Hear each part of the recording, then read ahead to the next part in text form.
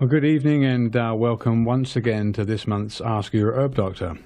My name's Andrew Murray. My name's Sarah Johannesson Murray. For those of you who perhaps have never listened to our shows, which run every third Friday of the month from 7 till 8 p.m, we're both licensed medical herbalists who trained in England and graduated there with a degree in herbal medicine.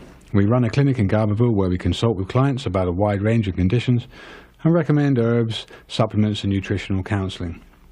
So you're listening to Ask Your Herb Doctor on KMUD Garberville 91.1 FM, and from 7:30 until the end of the show at 8 o'clock, you're invited to call in with any questions either related or unrelated to this month's subject of rheumatism in the broadest sense. It's rheumatoid arthritis and the other arthropathies that I think will be related, and an alternative treatment to rheumatoid arthritis.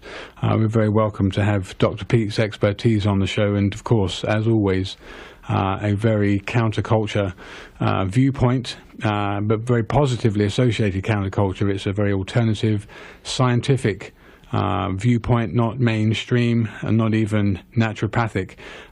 There's a lot of information that he comes out with, very much based and rooted in firm science, probably the science that some of which has been largely ignored and shelved in favor of new drug treatments, because we all know that new drug treatments are hugely profitable and not always beneficial.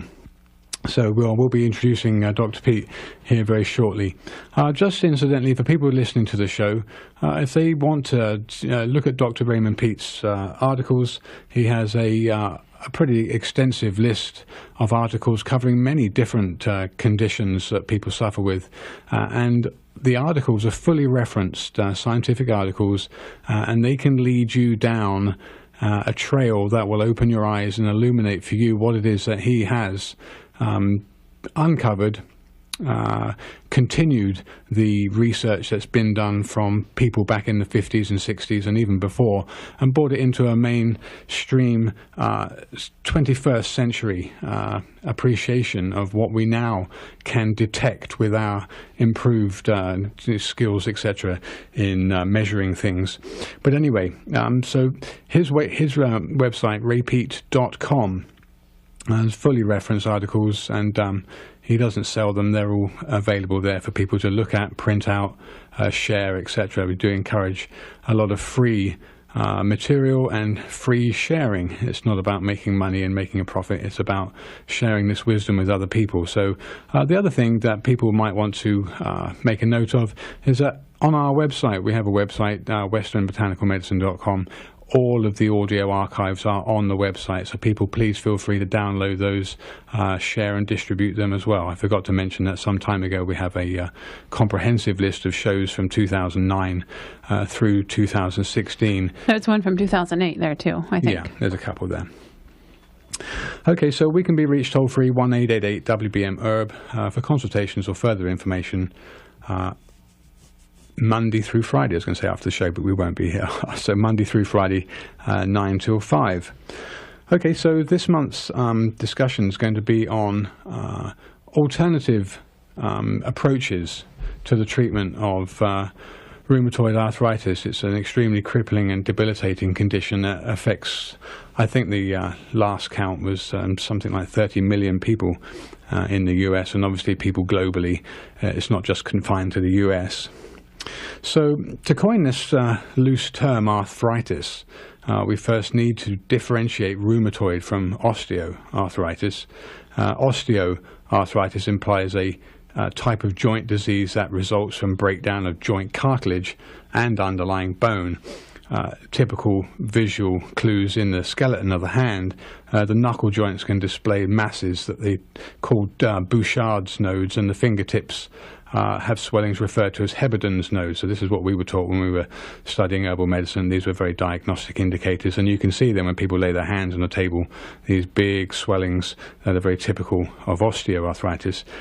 The inflammation is typically not red or hot, and the underlying cartilage is lost with the bone underneath affected from the wear and tear, and typically only the joints are affected. Now with rheumatoid, it's a long-lasting autoimmune disorder that primarily affects the joints, resulting in warm, swollen, painful joints. pain and stiffness often worse following rest, and commonly the wrist and hands are involved, with the same joints typically involved on both sides of the body. There can be systemic involvement, which is some of the worst presentations of this type of disease from the autoimmune condition, which can affect red blood cell count, decreasing it, pleurisy and inflammation of the pleura and the lungs, and pericarditis, the same sac membrane that the heart has around it. The inflammation of that is not also uncommon. Now, fever and low energy may be present as well. So it's multi-systemic. The lungs, the kidneys, the heart and blood vessels can all be affected. So you can look at osteoarthritis as just a wear and tear breakdown of the joint with years of use, and rheumatoid is an autoimmune condition where the body's attacking itself. Yeah. So it's 3 times, there's a couple of factors here that seem to differentiate it or single out the targets for it. 3 times more common in smokers than non-smokers. I think that's particularly significant, especially in men. And vitamin D deficiency is more common in people with rheumatoid arthritis than in the general population. So from 7:30 until the end of the show, we're opening up the lines for people who want to call in with questions to ask Dr. Peat. His approach to what he'll be explaining is not particularly well treated with modern methods like methotrexate, for example. It's a very toxic compound, very harmful to the liver. I think also gold, salts of gold have been mentioned as treatments for it. But anyway, let's introduce Dr. Peat. Dr. Peat, are you with us? Yes. Thank you so much for joining us. I appreciate your time. As always, folks, just recognize that we don't pay Dr. Peat, and he does this very freely, so I do very much appreciate your time giving what you do. So Dr. Peat, in terms of what you are uncovering, I know it's linked to previous papers that you've written on cancer, and we've mentioned this failed war on cancer, and also the same war on rheumatism or rheumatoid arthritis is also kind of lost already. It's very rarely yields anything beneficial and doesn't seem to be really providing too much for patients. In fact, probably making people, I would like to say, worse in some ways through the modalities of treatment that are being used, because they're not very holistic and they're quite destructive. So how do you first see rheumatoid arthritis as a systemic condition, and how do you see it being produced, and then any other viewpoints that you have around it? First of all, I don't make a clear distinction between any kind of arthritis, or even between heart failure, atherosclerosis, various degenerative diseases, and any of the forms of arthritis. I think the interesting thing is to explain how a few basic metabolic problems have these very different looking expressions. And the really interesting research over the last 30 years or so has been in showing how inflammation relates to metabolism, and what the factors are that can increase inflammation or reduce our ability to resolve it, get over the inflammation. And in the case of rheumatoid arthritis, many years ago, I knew 2 women who were completely disabled with huge swollen knee joints and hands that they couldn't use. And I was interested in the fact that the condition developed when they started taking estrogen. One was only in her 30s, and her doctor, when she developed the arthritis, I think he told her that she needed to increase the dose of estrogen because of the very deep belief that estrogen is protective against almost everything. And I spent several hours over a period of 2 or 3 weeks going over some of the research with her, And then she would, after each time we talked, she would go back to her doctor, and the doctor would say she had to increase the estrogen. But finally, she was getting worse, and she decided just to stop it. The other one had not taken so long to reconsider and had recovered within a week or two of stopping it. And this one had the same experience, total relief, clearing of the swellings, and that got me interested in why they recovered so fast when they simply stopped estrogen, and so I kept that in mind. And the next person I saw with rheumatoid arthritis was a man about 48 years old, who every afternoon his knee would just suddenly swell up hugely, and during the night it would get better, but he was increasingly disabled, hardly unable to keep working at his bench fixing televisions. But remembering the way the women recovered from when they stopped estrogen, I thought he might have the same imbalance, and got him a bottle of 500 milligrams of injectable progesterone, which he covered his leg with all in one application. And about 2 hours later, the inflammation was down, and the next day it didn't return. And I saw him, I think it was 40 years later, and he was just starting to get knee inflammation again. Never had a return in all of those years. So I was convinced that estrogen had a central role, that progesterone could be more curative, apparently, than cortisol. The glucocorticoids are the main popular treatment, but people usually end up using those for years. And one of the main side effects of the glucocorticoids is loss of bone density. And which is not what you want. The rheumatoid arthritis, which tends to involve overgrowth of the bone around the joint, shades over eventually into breaking of the bones from osteoporosis.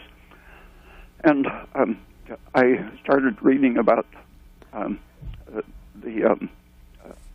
osteoarthritis, and saw that some of the studies that were published only in books, not in the medical journals, made a clear association between estrogen and osteoarthritis, even though the medical journals are very consistent in saying osteoarthritis, with its loss of bone and cartilage, is caused by estrogen deficiency.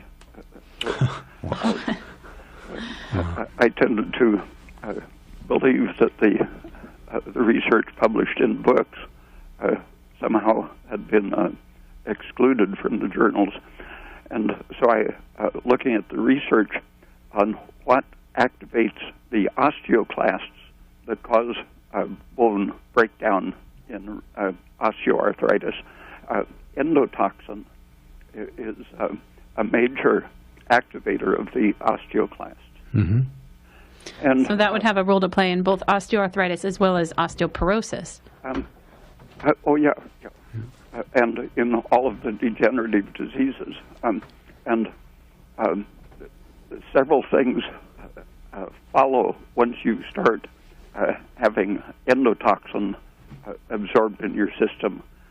Then you begin overproducing nitric oxide and prostaglandins, for example. Mm-hmm. And Dr. Peat, can you please recap just for our listeners where endotoxin mostly comes from?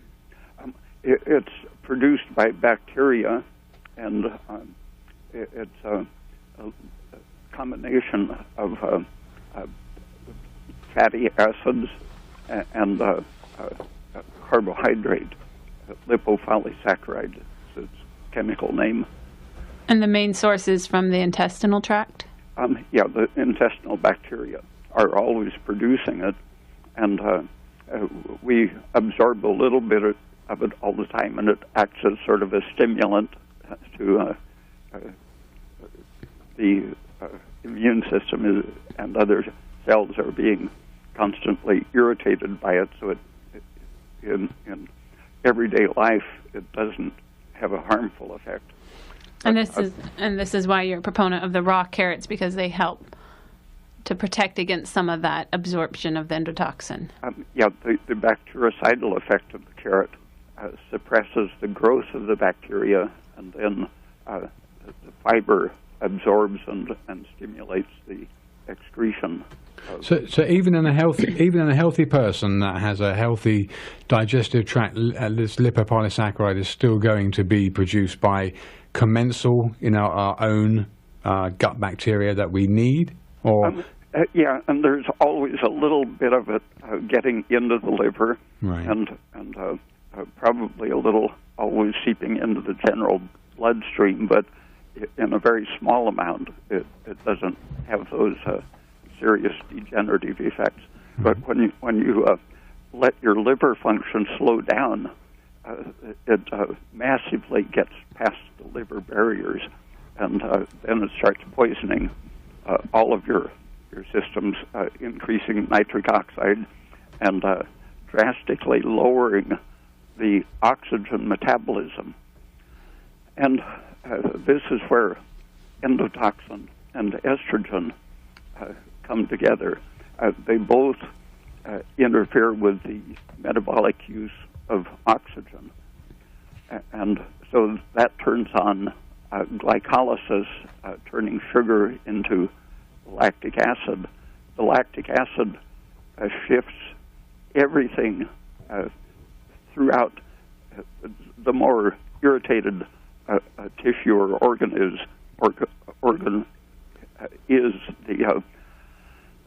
the more reduced it is, the more electron excess it has. And this shifts everything coherently through that tissue and organ, and eventually through the whole organism. So this is the excitotoxic stage.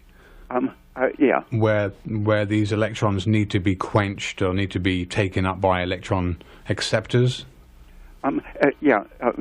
The concept of reductive stress is now pretty well established, but 50 years ago everyone was thinking about oxidative stress, but really the degenerative processes are exactly the opposite. Not enough oxygen, too much reduction. And so estrogen and endotoxin do many things that interfere with the use of oxygen and shift us over to the glycolytic lactic acid producing condition, in which we, since we can't oxidize glucose, then we are forced to oxidize fats, and that's very inefficient and leads to lipid peroxidation and the increased production of prostaglandins. Right, which are pain mediators for those people listening. They're mediators of pain and inflammation. If our bodies are well loaded with polyunsaturated fats, which we don't want, then that tends to increase steadily with aging, and so as a person increases their stores of polyunsaturated fats, every little stress becomes more reductive and more inflammatory. Mm-hmm. So the prostaglandins act increasingly to amplify any little stress. Right. Let me just give out some details here, and we'll carry on with your description here. For those people listening, from 7:30 till 8 o'clock, the lines will be open. For those people living in the area, there's an 707 number, 923-3911, or there is a toll-free number, let me see here, 888, no, yeah, 1-800-KMUD RAD. So that's 800-568-3723. Okay, those people that are listening on the web also can contact the studio. Very interestingly, had people from Scandinavia, from Europe, from the East Coast. That's always fun. I think we even had one from South America, didn't we? South America, yeah. Okay. Well, so, Dr. Peat, carry on in terms of the way you understand rheumatoid arthritis in terms of the processes that you've already mentioned, things like estrogen, obviously increasing inflammation, endotoxin absorption from the gut because of either poor gut bacterial habits, either constipation, I'm sure, is definitely an exacerbating factor for increasing lipopolysaccharide reabsorption, as is diets that are deficient in non-digestible fibers. I know you mentioned lots of things like the carrots and bamboo shoots as indigestible fibers that actually work to remove excess estrogen from the bowel, keep the bowel mobile so that the chances of reabsorption are minimized. So how else do you see the energetic aspect of rheumatoid arthritis and how it manifests in such a wide range of systemic conditions, many of which are life-threatening? There are two main directions other than these local processes from the intestine to whatever organ it is that's failing. That ends up with the prostaglandin amplified inflammation. But meanwhile, the thyroid pituitary system are being affected by the processes of the intestine and the organ itself, which is wasting energy. The organ, part of how, say, an inflamed knee affects the thyroid is by leaking substance. A weak cell leaks its various components. Proteins, in particular, leak out. And when a cell is under stress, the so-called stress proteins, which include heat shock proteins, and the glucose-regulated proteins. These are like signals, then. These are stress signals. They act as a stress signal to the body. Yeah. The so-called heat shock protein is activated by too much exercise or too little oxygen and glucose.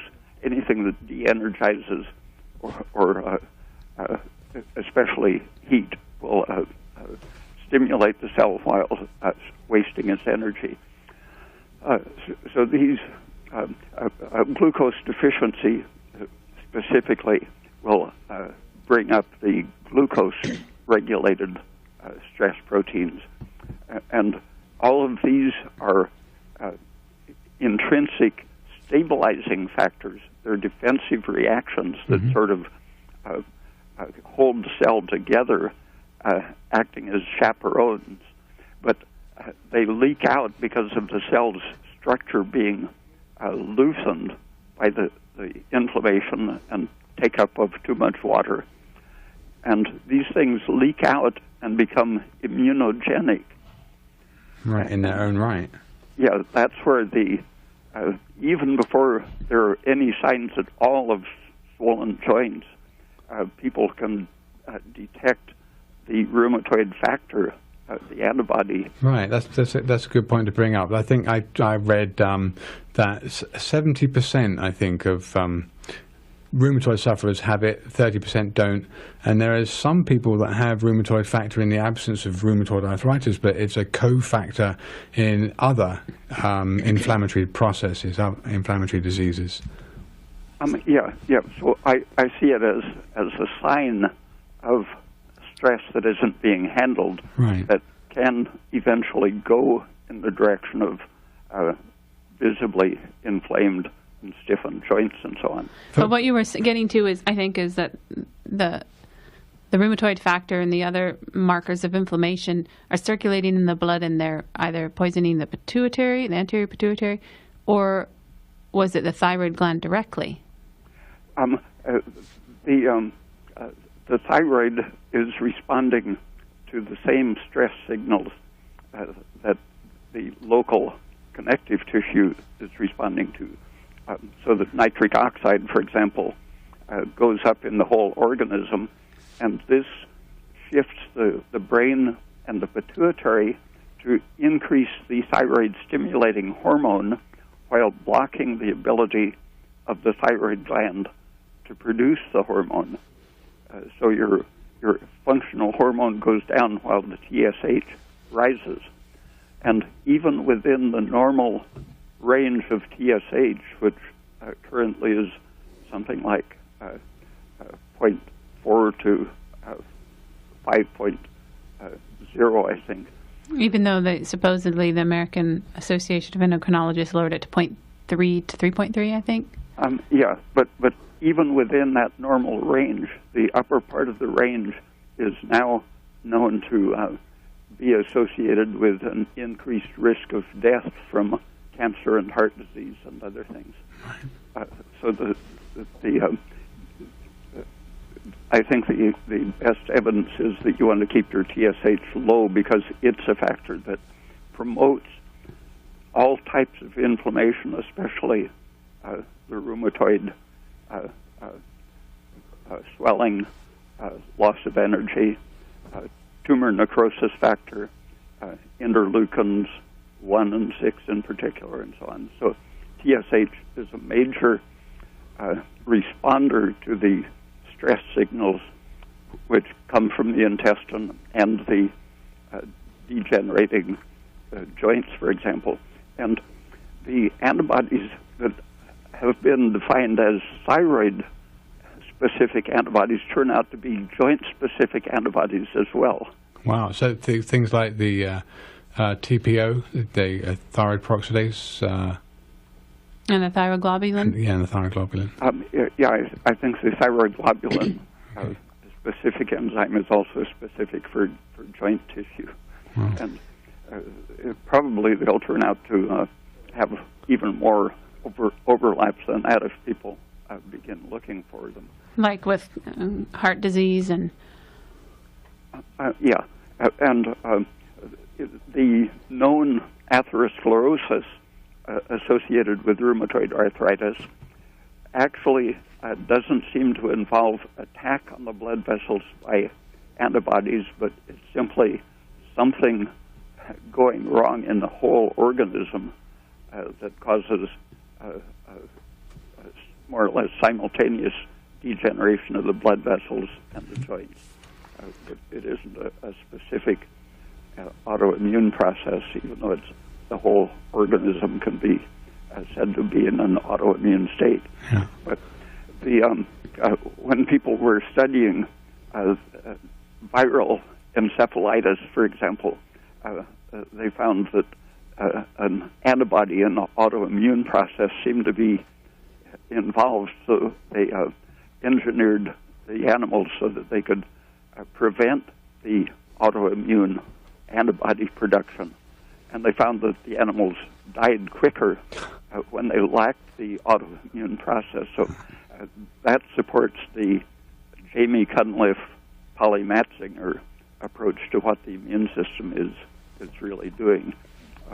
Jamie Cunliffe's idea is that the primary function of what is called the immune system is a maintenance of order of the body and its tissues.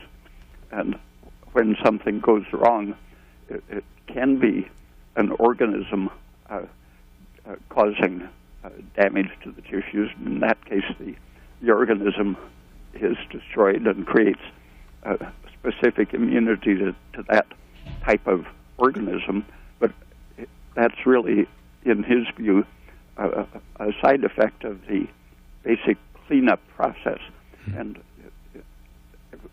there are many theories of virus or bacteria of various types causing rheumatoid arthritis and the other inflammatory diseases, but I don't think you need those. When you have an energetically precarious tissue condition, it just takes any little cause to tip it over the edge into an uncontrolled degeneration and inflammation. Yeah, I think what comes over time and time again, I think that most people really kind of lose sight of, is that if you want to put out that glib term, we're all connected as human beings on a planet. The same interconnectedness exists in our body, where nothing is done in isolation. So if you mention an organ or a tissue in any part of the body being affected, obviously the blood is passing through that organ or through that tissue and carried to the rest of the body, whether it's through the vasculature or through the lymphatics. Anything that is in any kind of degenerate state in one small location, the effects of that are far-reaching. And like you said, when things like the thyroid stimulating hormone is picked up again and is in circulation, even in relatively low amounts, none of it is actually good. It's pretty much an inflammatory marker in itself. And so the same thing with gut-related dysbiosis, or whether it's a local trauma to one small area in the body. It all has a potential to seed the whole body with these signals, these markers, these shock proteins, these defensive cries for immune cells to come in and start unloading various chemicals and in a kind of defensive mechanism to try and restore, repair. But it's very important to get the concept of healthy eating and healthy living is not just, one day and then not the next, or it's got to be a lifestyle change. And so what reaffirms everything that you're saying and have been saying for years and years now, that we've been interviewing you for quite a few years.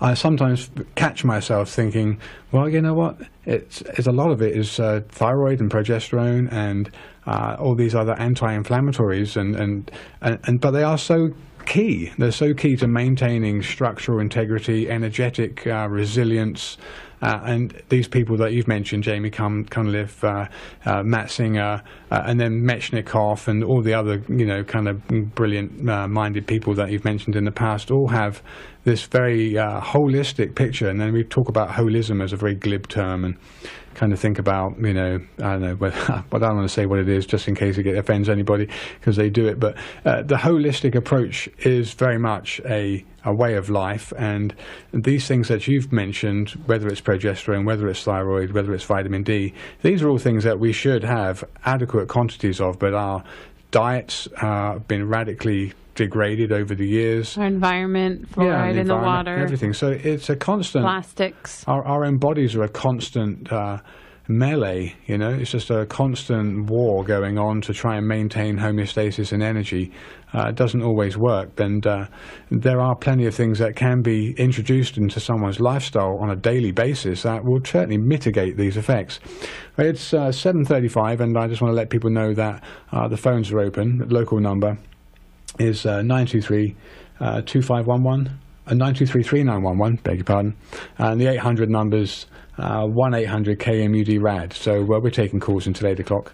I think I see the lights flashing, but Sarah? Yeah, Dr. Peat, I wanted to have you go over a little bit more, since it seems to be over the intestinal tract and the effect we can have on that in reducing these inflammatory mediators that seem to be starting up the whole inflammation. Well, before we do that, hold that thought, Sarah. Let's take this caller, because they've been waiting here. So, caller, you're on the air. Where are you from? What's your question? Hi, I'm from the San Francisco Bay Area. Hi, what's your question? Hi, I listened to your July 2013 recording on your website, Western Botanical Medicine's radio archive page. Okay. And Dr. Peat, you mentioned that it's beneficial on that recording for women to have their monthly menstrual cycles throughout their entire lives, which I was really surprised about. So I have two questions regarding that point. One, why is lifelong fertility beneficial for women? And two, what do women need to do to achieve that? One of the things about the cycle and degenerative diseases that people have noticed is that rheumatoid arthritis is frequently completely resolved during a pregnancy and then returns afterwards. And I think it's the huge production of progesterone that the placenta takes over during pregnancy. And in both animals and humans, the number of pregnancies during a lifetime correlates very well with longevity. The more babies produced, the longer the mother lives and the better the health is. That, if you look at the age of puberty, the mortality rate decreases from infancy when the organism is very dependent on conditions. As it grows and becomes more autonomous, at around the age of 12, the likelihood of dying is very, very low. Then from puberty on, there's a steady increase in the risk of dying from any cause. And I think that's the same estrogen risk factor, that when the organism is detecting something in the environment that is threatening, it turns on the reproductive apparatus. And when that apparatus is working efficiently, it produces these huge amounts of progesterone that have a life-protecting, anti-inflammatory, life-extending effect. But if the estrogen isn't adequately compensated because of low thyroid or toxins, anything interfering with progesterone, then the estrogen cyclically produces damage to the organism and accelerates the aging process. So the reason that a cycle is valuable to maintain is that what shuts it off is the failure to produce enough progesterone. So even though the actual production of estrogen decreases somewhat at menopause, the effect of estrogen, making the inflammatory factors that lead to degeneration, those become persistent in the absence of the cyclic production of progesterone. So it would be better if you could delay puberty to the age of 70 or 80, but in the absence of that ability, then having the regular, fairly generous production of progesterone is what makes it valuable to keep cycling as long as you can. Wow, it's fascinating. Thank you so much, and thank you for all of your work, Dr. Peat. Okay, thank you for your call, caller. Okay, so the number here, if you're in the area, is 923-3911. The area code is 707.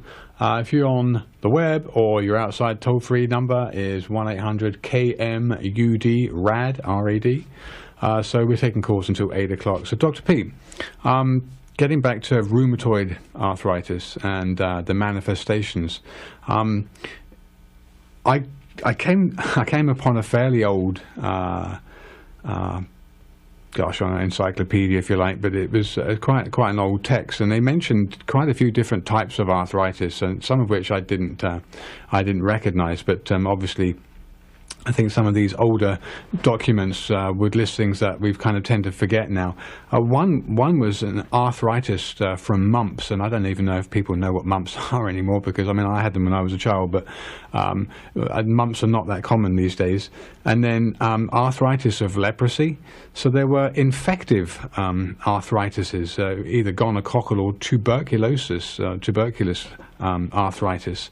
So that these types of arthritis could also be bacterial in origin. Now, whether or not any of the compounds that I kind of made a note of here, whether they are herbal or isolated chemical compounds that have been used in the treatment of arthritis, are directly due to the antimicrobial effect, and probably the antimicrobial effect in the gut is unknown, but berberis and berberine containing herbs were certainly implicated in reducing bacterial load, and this antibacterial action I would think probably has a definitive action on endotoxin production and or general gut health. So herbs like Oregon grape, barberry, bark, golden seal root, and you mentioned a couple Coptis. Chinese herbs. Yeah. Have you had much experience with berberine or knowing its antimicrobial activity? No, none at all. I've eaten the Oregon grapes as jelly, but that's the extent of my experience with berberine. Okay. All right, because I know they mentioned Coptis, which is a Chinese medicinal golden thread, I'm pretty sure it's called, and that's actually an adulterant of golden seal because it's a lot cheaper, but apparently it's a very bright yellow, very much like golden seal root, but it contains a pretty high concentration of berberine.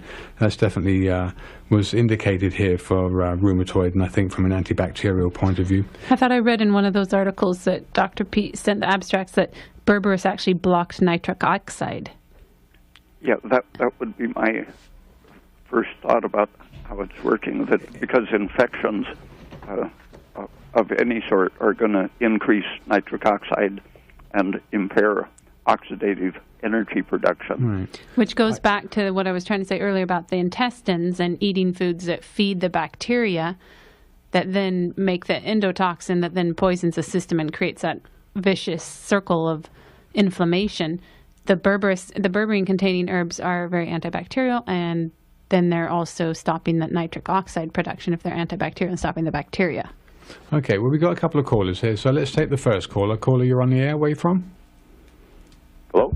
Yeah, you're on the air. Where are you from, and what's your question? I'm calling from a little farther north than you are. Okay. I had some questions about vitamin D. Okay. Why are the stores selling vitamin D3 and not vitamin D2? I had a doctor prescribe me vitamin D2. And then what are the effects of vitamin D on weight gain and weight loss? And what are the issues having to do with toxicity, maybe taking too much vitamin D? Right. Okay. Dr. Peat, the difference between the vitamin D3 and D2. You said you were prescribed D2?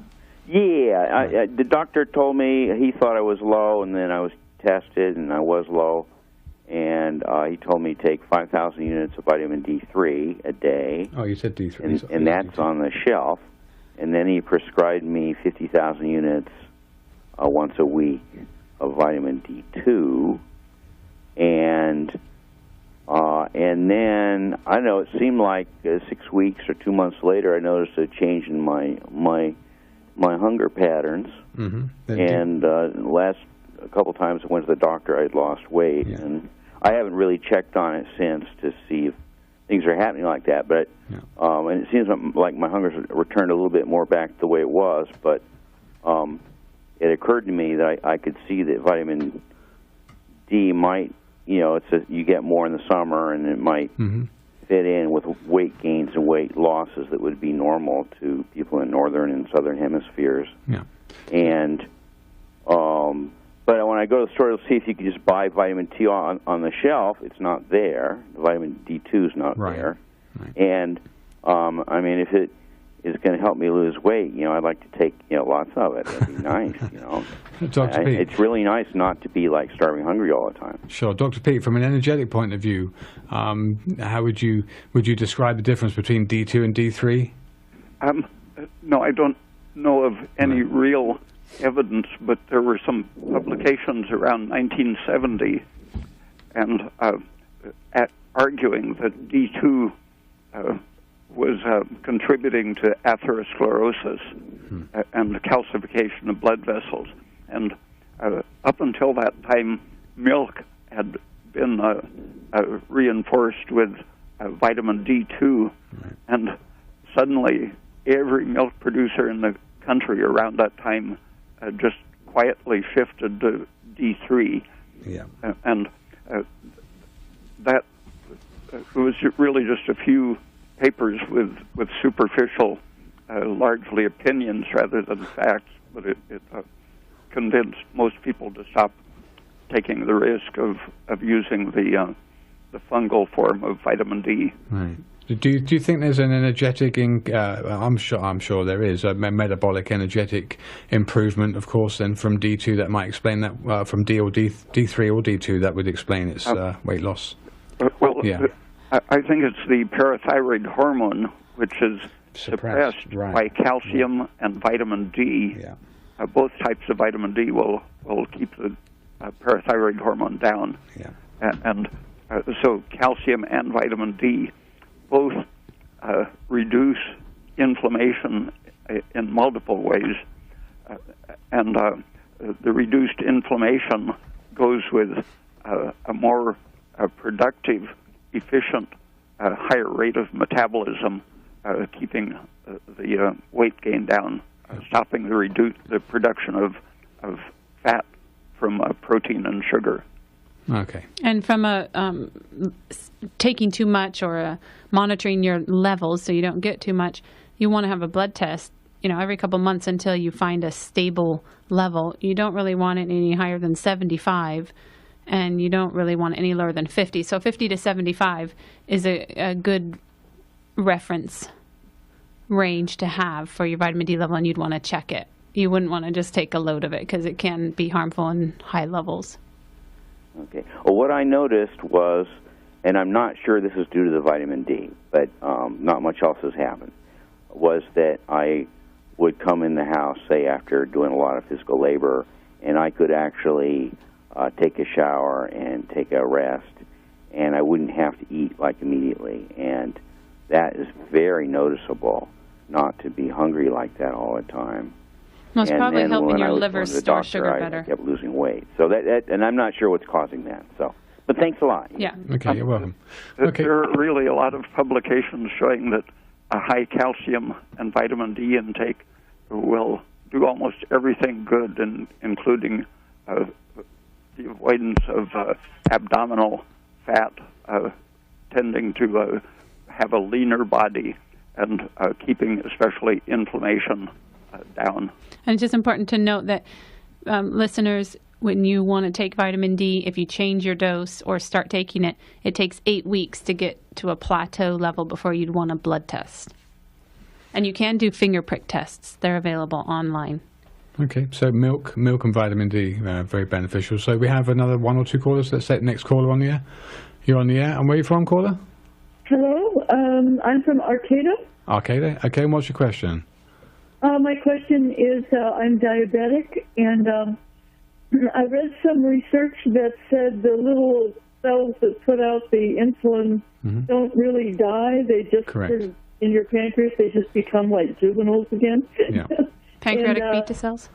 And I just wanted to know if it is possible to wake them up, if Dr. Peat has any advice about diabetes. I believe it's type 1. Mm-hmm.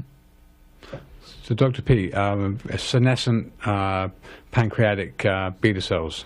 For type 1 diabetes. The beta cells are always tending to regenerate, but they die quickly when you're having diabetes. And the factor that seems to be the main thing that kills them as they are being reborn is lipid peroxidation. And so getting your polyunsaturated fats down, I think aspirin would be one of the protective things.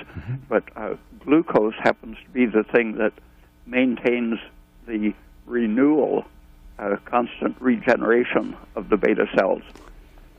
So keeping the metabolism under control so that you aren't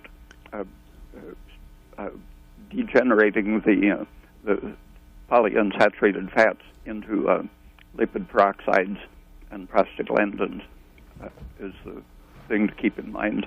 And this takes a long time. It takes 4 years to replace your fat cells completely. Totally, but you can make a big change right away.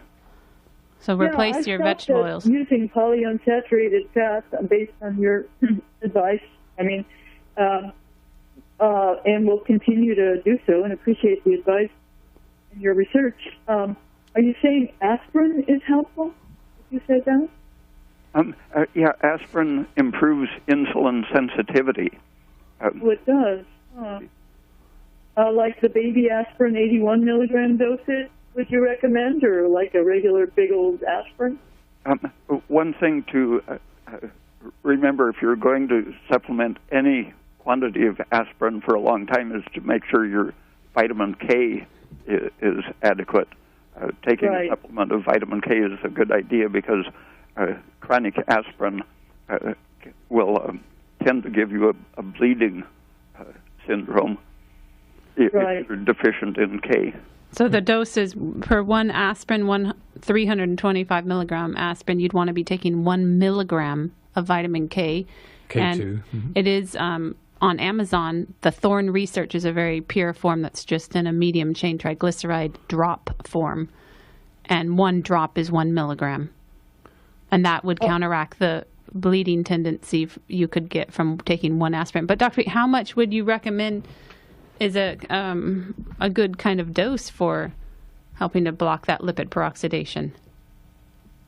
Well, vitamin E and aspirin have overlapping effects, and so the amount of PUFA that you have stored in your tissues is what governs the amount of those that you need.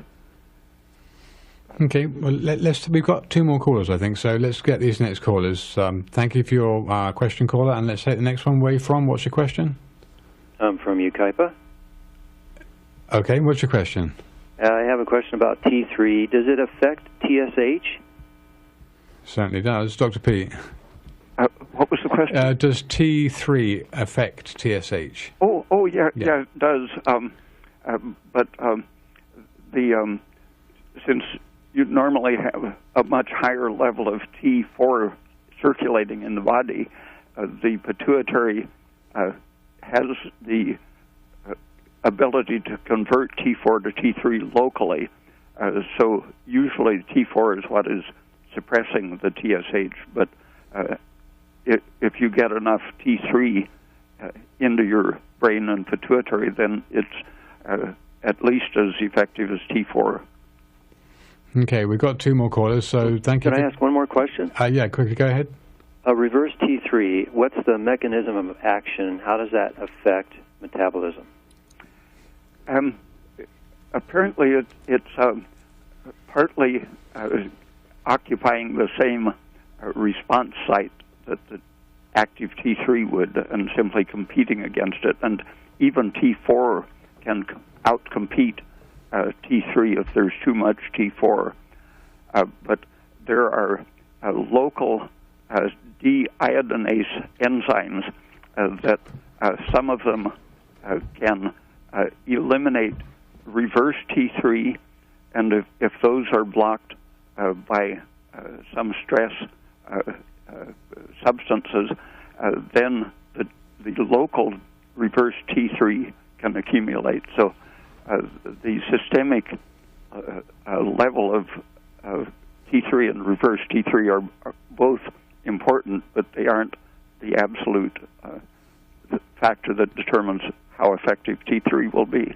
That's why taking temperatures and pulses will tell you if you're getting enough T3 or if your body's converting the T4 that you might be taking or producing naturally into T3. All right. Thank you. You're welcome. Okay, we have 2 more callers. So let's see if we can get through these callers with quick answers that will satisfy the next caller. Where are you from? What's your question? Is that me? Yes, go ahead. Your question? Hi. I have 2 quick questions. One, you mentioned about endotoxin and causing a problem in the bacteria, and I have been confused about whether probiotics are a good thing or a bad thing as far as that goes. So that was one question. Mm-hmm. And then the other question is about how much exercise is too much exercise. Right. Okay. Well, I'll quickly speak for Dr. Peat for the exercise one. Any exercise that keeps you or makes you out of breath is not good for you. So gentle, moderate exercise, gentle weight-bearing exercise, definitely what you want. Or if you do have those cardiac bursts, then don't let them last for too long, because what you'll do is go into the anaerobic respiration. And produce lactic acid. So if you're just walking and, your heart rate's raised a little bit, but you're breathing fine. I mean, you're not like huffing and puffing. Is that okay? That's ideal. You don't want to be over-breathing and you don't want to get your heart rate up too much. So walking is gentle walking or just gentle weight-bearing exercise. So, Dr. Peat, what do you say about probiotics in terms of the addition to the endotoxin load, pros and cons of probiotics? Usually they're helpful, but not always. Yeah. And it depends on the particular species, and the individual probably can judge best by how you feel when you take it. Yeah, like some species will cause a lot of gas in people, and I think that's harmful. Some people really get worse when they take certain prebiotics or probiotics. So your particular reaction, I think, should determine that. Because everybody's commensal bacteria in their intestines are different anyways, so you're introducing another one in the interactions. Okay, we've got about 2 minutes left, and we do have one more caller. So rather than not giving him a chance, let's just take this next call away from. And what's your question? Hello. Yeah, I heard you say that having more babies would prolong your life. I didn't hear the whole answer because I was interrupted for a few minutes, but you were saying that the more babies you have, the longer you tend to live. Before there was birth control, women got worn out having too many babies. Well, there were women that had 12 and 13, 14 children, so they must have been doing pretty good to produce but not that. Always. The guy that built the Taj Mahal, his wife died having her 14th child. And, I have a friend who got pregnant at 48 with her 7th child, and they told her, she would not probably make it through the pregnancy. One lady I know had 10 children and almost died having the 10th. I mean, Dr. Peat, do you have a comment on that? There was a study in Hungary that looked at the whole population over a span of a lifetime, and they graphed the number of babies and the age at death of the mothers, and it was a very smooth, perfectly straight increase in longevity with the number of babies up to 8. When was this? Up to 8 babies. Did you hear that, caller? Yeah, I heard to 8 the up babies. to 8. That's not 13 or 14. When was this study done in Hungary? Dr. Peat, did you hear? The caller is asking, when was the study done in Hungary? I read it in the 1970s, and I think it was probably done around 1968 or 69. Okay, we better hold it there, you. folks. Thanks for your call. Well, as always, Dr. Peat, thanks for being so giving of your time and your energy and your knowledge. Thank you so much. I'll just give people your details. Okay, thank you. Thank you. Good night. Okay, so for those people who've heard the show tonight and maybe not heard Dr. Peat explain his scientific rationale of approaching things that we often find bad evidence for, his website is www.raypeat.com. Fully referenced articles, well worth a look. Go check it out. He doesn't charge any money for them. They're all free. We can be reached toll-free 1-888-WBM-HERB Monday through Friday. My name's Andrew Murray. My name's Sarah Johannesson Murray. Thanks for listening and have a good night. Until next November, see you then.